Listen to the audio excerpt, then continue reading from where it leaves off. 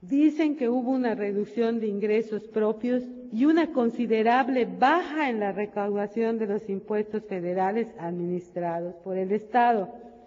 ¿De cuánto es cada concepto? No especifican los montos y el plazo en que se va a contratar la deuda y el porcentaje en que se van a afectar las futuras participaciones federales.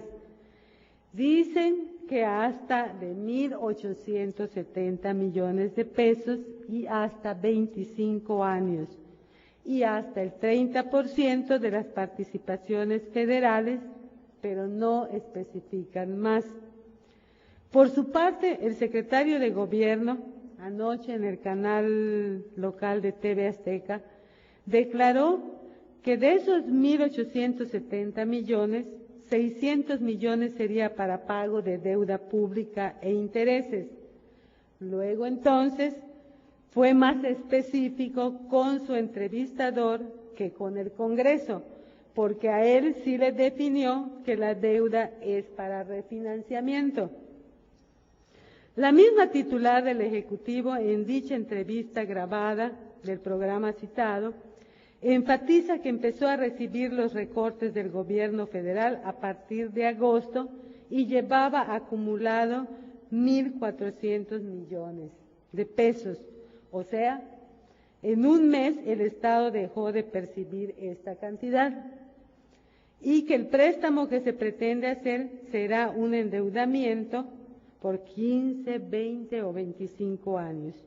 Y habló de que dicho dinero se invertirá en obras prioritarias y que se trata de una ingeniería financiera. ¿Cuáles son esas obras prioritarias? ¿Quiénes se van a beneficiar?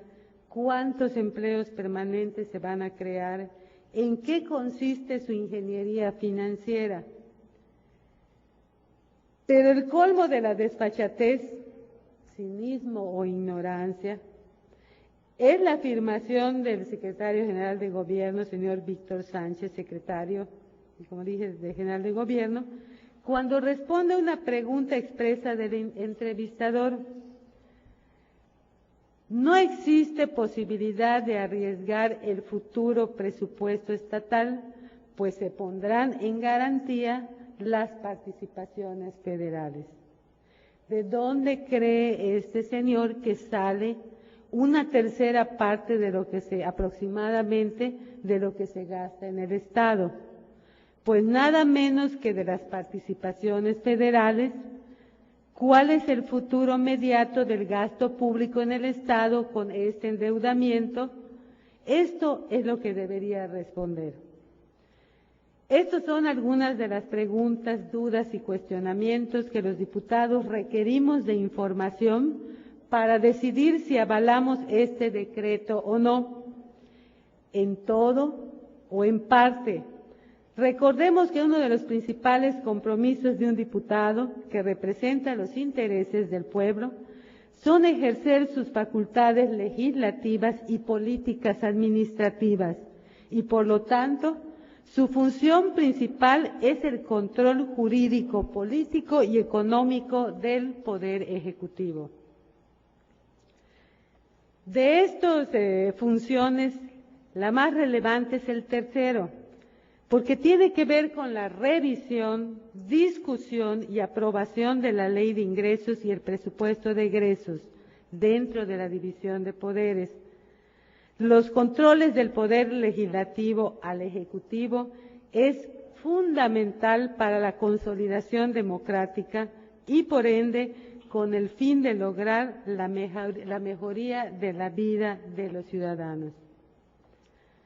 No es válido, por tanto, que estos controles se vean disminuidos o anulados por la hegemonía de un partido político. Se debe respetar ante todo la conformación plural que existe en este Congreso y privilegiar dentro del marco de la ley y la ética su función de contrapeso al Ejecutivo. Si bien es cierto que tenemos mucho que juzgar de lo erróneo de algunas políticas públicas del Ejecutivo que ya han demostrado su fracaso, También es cierto que es el momento de actuar con responsabilidad y generosidad hacia el pueblo yucateco, y no el de distinguir ventajas esperando que el gobierno fracase y haya un mayor descontento social. Los diputados somos corresponsables del fracaso o éxito de las políticas públicas impulsadas por el gobierno en turno, a ser críticos y responsables, o bien diligente y complaciente con el Ejecutivo. El punto de debate, la sustancia y motivación de esta iniciativa es la crisis económica y financiera por la que está atravesando el mundo, el país y el Estado.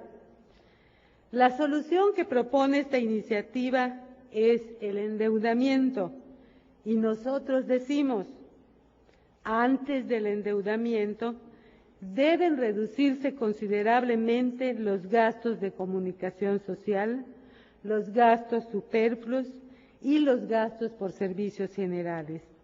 Esto no lo digo yo. Es la exigencia que le hacen los legisladores al Ejecutivo en el ámbito federal. En otras palabras, un gobierno verdaderamente austero. Primero tendría que saber esta soberanía formalmente con los representantes del Ejecutivo cuáles son las medidas de ahorro tomadas en estos rubros. Nos enteramos de algunas cosas en los medios, en entrevistas de banquetas de diferentes funcionarios de la administración pública, que además se contradicen y algunas solo demuestran desconocimiento del tema. El endeudamiento es la salida fácil, trivial y peligrosa, porque precisamente en esta crisis profunda que se prevé para 2 años más como mínimo, al menos en esos años vamos a tener que reducir considerablemente el gasto en programas sociales para pagar el servicio de deuda. Se propone endeudar hasta 5 generaciones, que son los 25 años. No, señores diputados, no, ciudadana gobernadora. Ante la falta de respeto a esta soberanía, ante la falta de transparencia en el ejercicio del gasto público, ante la evidencia pública del despilfarro de recursos, de un ambicioso y desmedido gasto en promoción personal, esta soberanía no puede obrar a la ligera. Aceptémoslo, el país está en riesgo de quiebra y Yucatán, como Estado subsidiario de la Federación, no puede abstraerse de esta realidad. Es cuanto. Mala fama, la que me va persiguiendo. Fama, mala fama, Zamuro en la gran ciudad.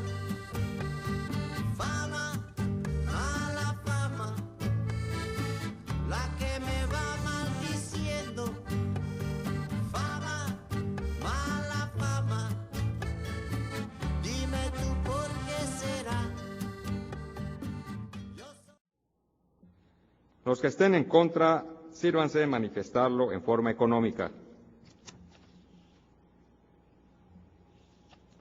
Se aprueba por mayoría.